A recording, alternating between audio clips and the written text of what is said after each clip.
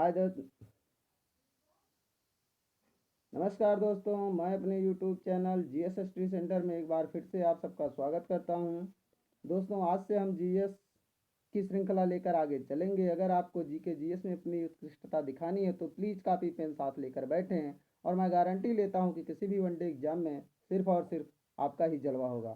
तो प्लीज़ हमारे चैनल को सब्सक्राइब करें, वीडियो को लाइक करें ताकि आपका स्नेह हमें मिल सके और हम आपके लिए बेहतरीन से बेहतरीन वीडियो लेकर आते रहें। चलिए हम अपने पहले प्रश्न की तरफ चलते हैं। आज का हमारा पहला प्रश्न है, भारत की मुख्य भूमिका दक्षिणतम बिंदु क्या है? तो भारत की मुख्य भूमिका दक्षिणतम बिंदु क्या है? ऑप्शन है इंदिरा पॉइंट, इंदिरा कौर, कन्याकुमारी, कीवथू। तो दोस्तों, इसका सही आंसर होगा कन्याकुमारी। कन्याकुमारी किस राज्य में है? तमिलनाडु में है।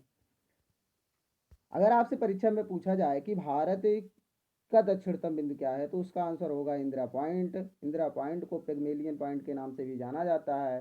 यह अंडमान निकोबार द्वीप समूह में स्थित है। तो चलिए हम अपने अगले प्रश्न की तरफ चलते हैं।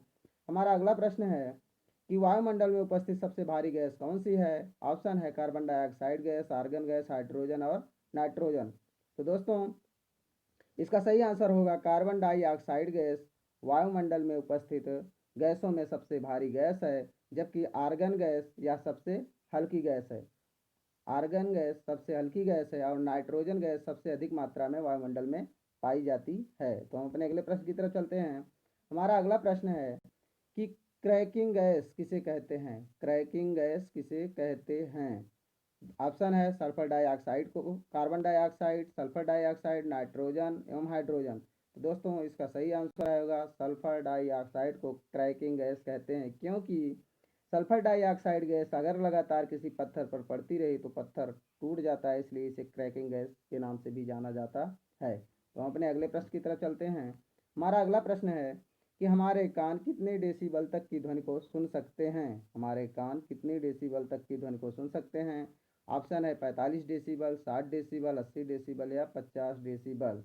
तो दोस्तों, इसका सही आंसर होगा 80 डेसिबल। हमारे कान 80 डेसिबल तक की ध्वनि को सुन सकते हैं। इससे अधिक ध्वनि को सुनने पर बहरेपन की समस्या उत्पन्न हो जाएगी। अगर बात करें मानव के सामान्य वार्तालाप की तो वह 60 डेसिबल, सामान्य वार्तालाप 60 डेसिबल तक की ध्वनि करता है। अगर 80 डेसिबल से अधिक ध्वनि सुने तो बहरेपन की समस्या उत्पन्न हो जाती है। डेसिबल क्या है? डेसिबल ध्वनि की तीव्रता मापने की इकाई है, जबकि हर्ट्ज जो होता है वह ध्वनि की आवृत्ति या आकृति को मापा जाता है। तो हम अपने अगले प्रश्न की तरफ चलते हैं। हमारा अगला प्रश्न है कि भारत की सबसे प्राचीनतम पर्वत श्रृंखला कौन सी है? भारत की सबसे प्राचीनतम पर्वत श्रृंखला कौन सी है? ऑप्शन है अरावली पर्वत श्रृंखला, हिमालय पर्वत श्रृंखला, विंध्याचल पर्वत श्रृंखला, इनमें से कोई नहीं। तो दोस्तों, इसका सही आंसर होगा ऑप्शन ए अरावली पर्वत श्रृंखला, जो भारत की सबसे प्राचीनतम पर्वत श्रृंखला है। यह एक मोड़दार पर्वत का उदाहरण है। यह एक मोड़दार पर्वत का उदाहरण है। यह लगभग 800 किलोमीटर की लंबाई तक विस्तृत है। इस पर्वत श्रृंखला यह पर्वत श्रृंखला गुजरात से लेकर दिल्ली तक फैली हुई है और इसकी सबसे सबसे मुख्य बात यह है कि इसकी सबसे ऊंची जो चोटी है वह गुरु शिखर है। अरावली पर्वत श्रृंखला की सबसे ऊंची चोटी कौन सी है? गुरु शिखर है। चलिए हम अपने अगले प्रश्न की तरफ चलते हैं।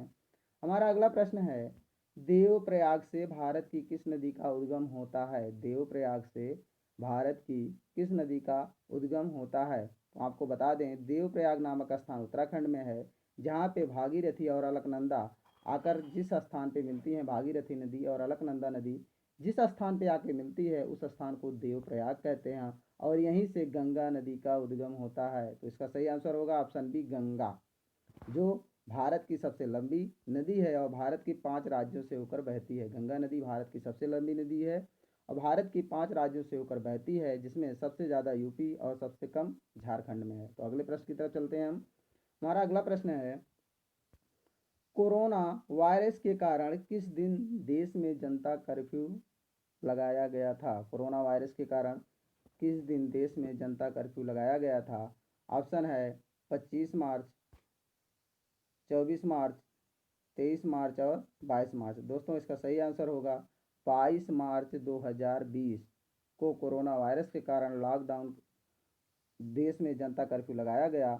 अगर बात करें तो कोरोना वायरस के कारण लॉकडाउन करने वाला भारत का पहला राज्य वो राजस्थान था और कोरोना वायरस से होने वाली बीमारी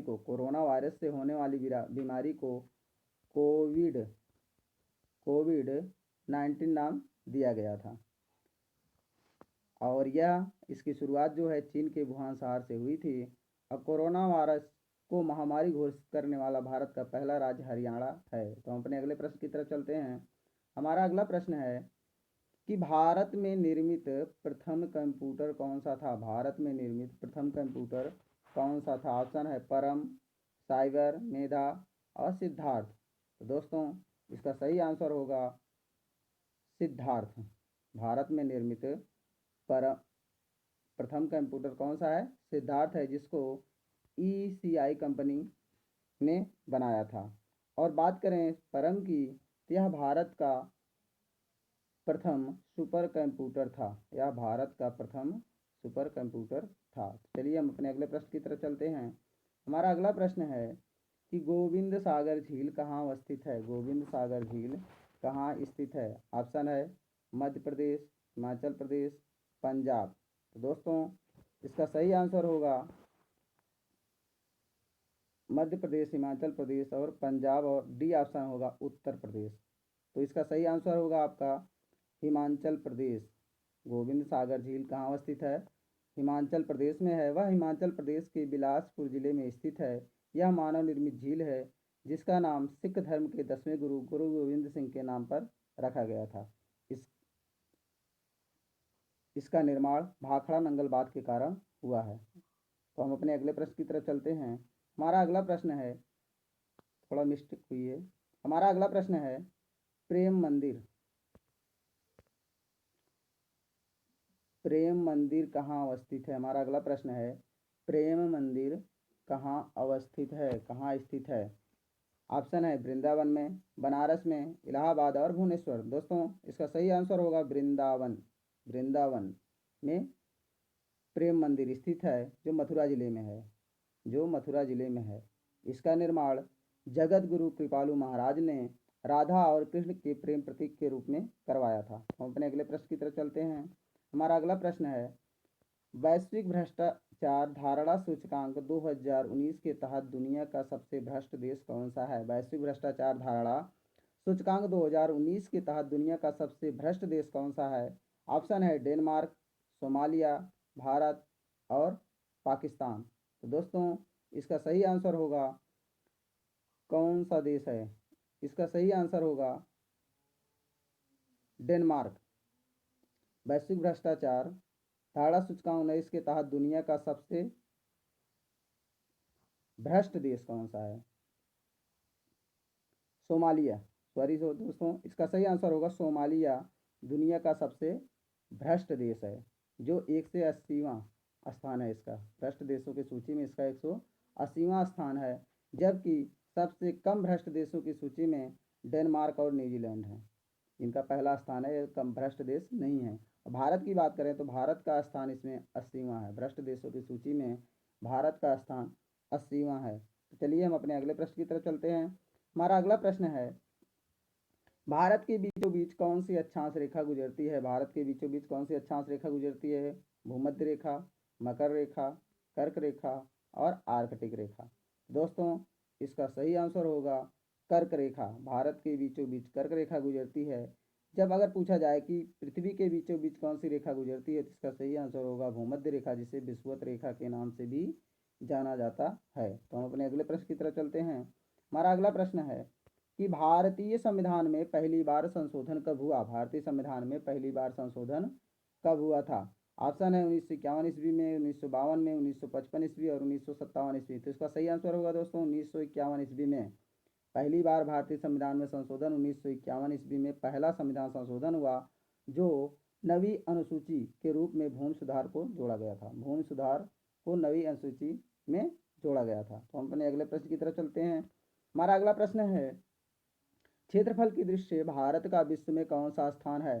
चौथा स्थान, छठवां, सातवां और आठवां। तो दोस्तों इसका सही आंसर होगा सातवां स्थान। क्षेत्रफल की दृष्टि से भारत का विश्व में सातवां स्थान है, जबकि जनसंख्या की दृष्टि से भारत का विश्व में दूसरा स्थान है।